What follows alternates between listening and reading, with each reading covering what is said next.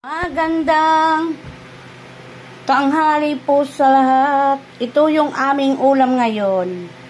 Ayan na naman, pitong manok na naman kami guys. Tapos ito, gata na naman kami. Ito, langka. Lagyan namin itong daing. Ayan yung kanyang mga ilalagay. Yan, ginatang langka with daing sa kagata. Wala kaming siling green, pula na lang ilalagay natin guys. Pero hindi natin pisain yan guys kasi maanghang masyado. Ayan, langka, nilinis na namin ng asawa ko yan. Luluto na naman tayo. Yan guys, ilagay natin yung pangalawang gata ng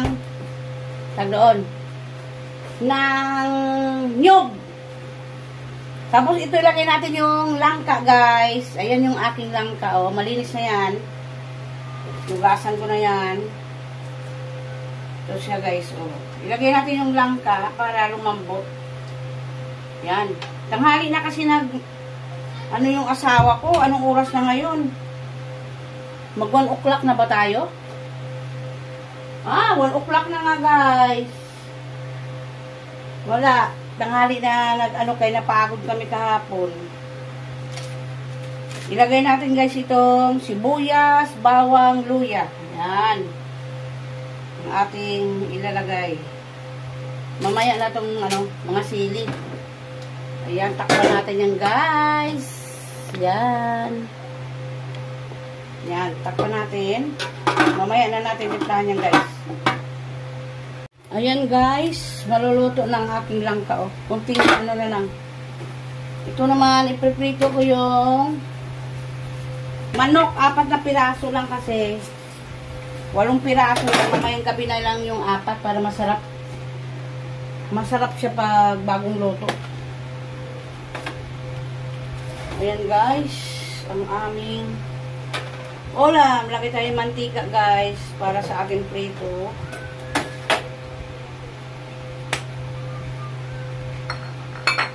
Ito, 8 piraso ito.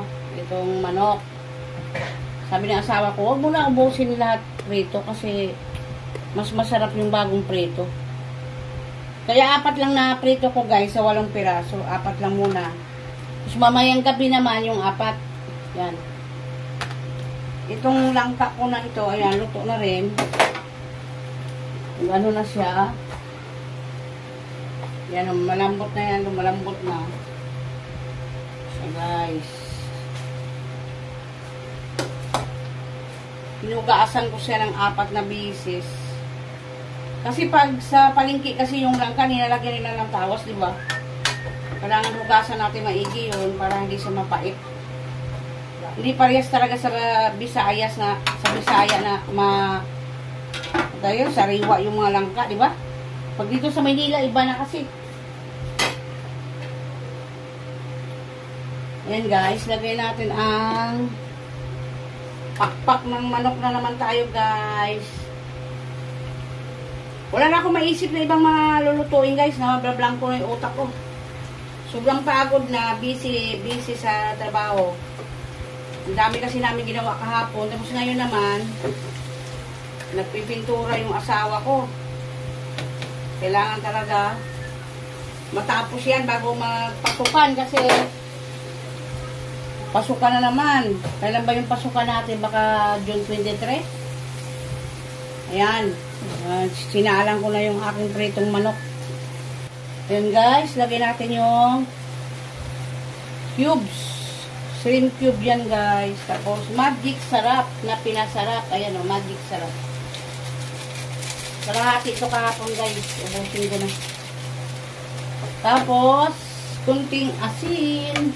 Kunting asin lang guys para hindi umalat yung ating ulam. Yan. Ibalik na naman natin itong gata na langka. Lagyan natin ng daing. Tapos dito manok. Yan. Balik na rin na natin yan guys yung ating piniritong manok.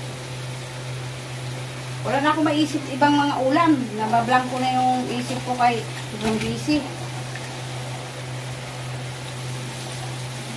Pag ako mamalingki yan, walang problema. asawa ko kasi ng mamalingki. Kaya wala na akong maisip na. Guys, lagay natin ang ating kakang gata. Ayan, kakang gata. Para sa ating ginatang langka. Ilagay natin yung daing, guys. Ayan, hinugasan ko na yung daing. Lagay lang natin. Para magkalasa. 4 na pirasong daing. Ganyan na lang kami maggata dito, guys. Yan. Para magkalasa siya. Maano yung langka? Hindi pareha sa iba na lunok. Ito hindi. Hindi siya malunok. Tikman natin ang ating timpla. Kumulo na yan, guys. Yan.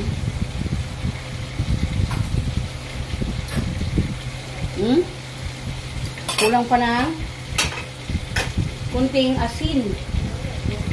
Yan, guys. Ayan, guys. Maluluto na yan ang aking ginatang langka with daing. Yan.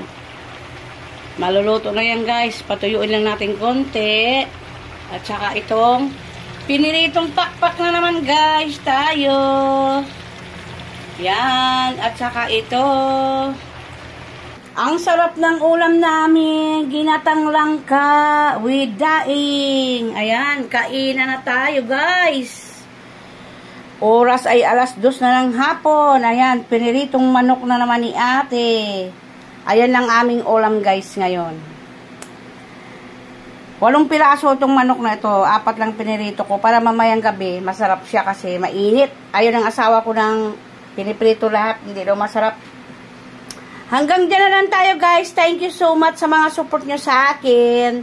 Mag-like and comment dito sa aking video. Mag-share para mabalikan ko kayo. Magbakas lang po kayo. Thank you so much. God bless sa atin lahat. Mag-ingat po tayo palagi.